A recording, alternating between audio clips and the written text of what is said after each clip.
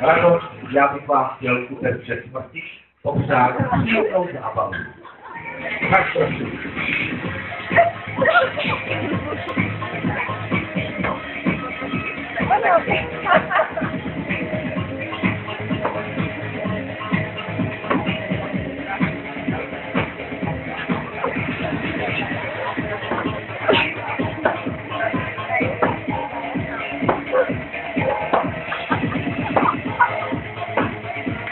Výborně. Rada Světlína. Rado, prosím vás, kam jdete? To byly začátky teprve. To byly začátky teprve, prosím vás, vraťte si ještě na a my budeme pokračovat. Rado, dovolte mi otázku. Vy jste dostal strach? No. Samozřejmě, že ne. Tak budeme ještě chvíli pokračovat, ano? Dobře.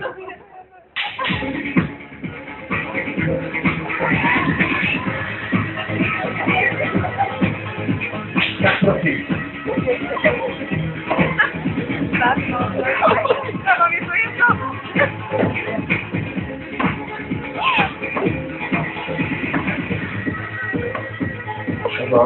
Dobře.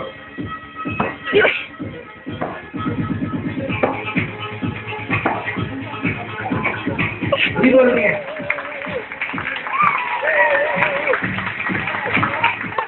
Tak je vidět, že Rado má skutečně dobré nervy. Ještě na chvíličku.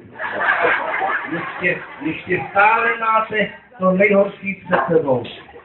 Už nyní přijde něco strašnějšího. Protože od úst vám bude odteknutá cigareta. Tekuřáč kouříte. Nekouříte. To je dobře. To je dobře. Je to totiž nejmodernější způsob, jak se odnaučit co nejrychleji kouřit. Takže vás odnaučovat nemusíme.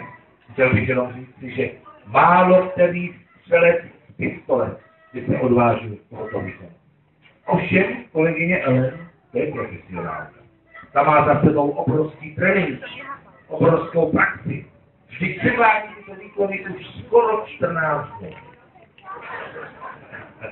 No, ještě nikoho nezabila. Ovšem zranění bylo hodně. No ale já věřím, že s vámi to bude dobré. Jste svobodný nebo ženatý? Ženatý. A děti? Děti máte? 2 děti. No, tak to bude dobré. Jdeme na to, co máte za sebou.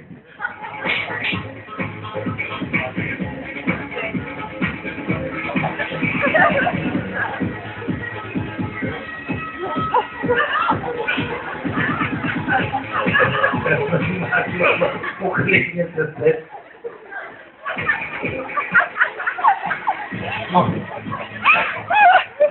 Uklidněte se. Nevídat,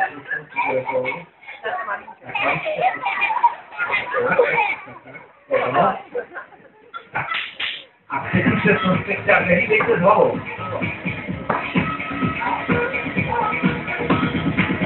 Máte to za sebou, dobře to s vámi dopadlo. Děkujeme pěkně. Nyní přijde vrchol tohoto výkonu. Rado, ještě naposledy se vraťte k konci. Naposledy budete. Kolegyně Ellen je v současné době jediná žena v Čechách, která se učí házet nože s zavázanýma očima.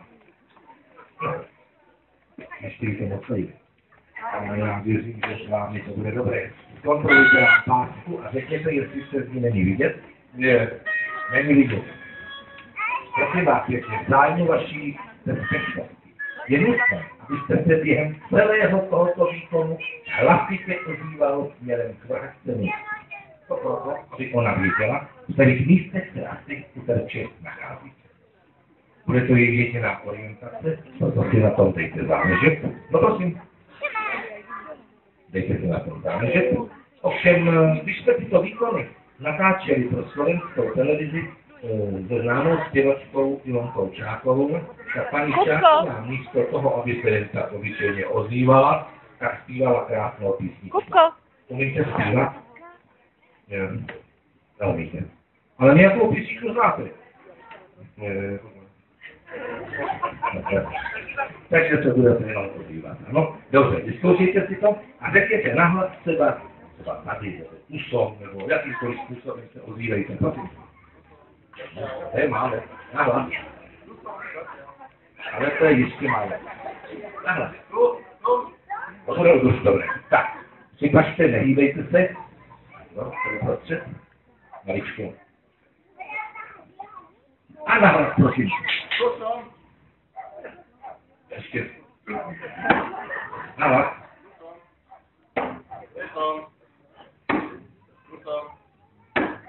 A ještě na druhou stranu.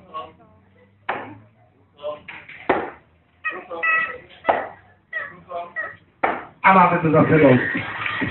Máte to za sebou.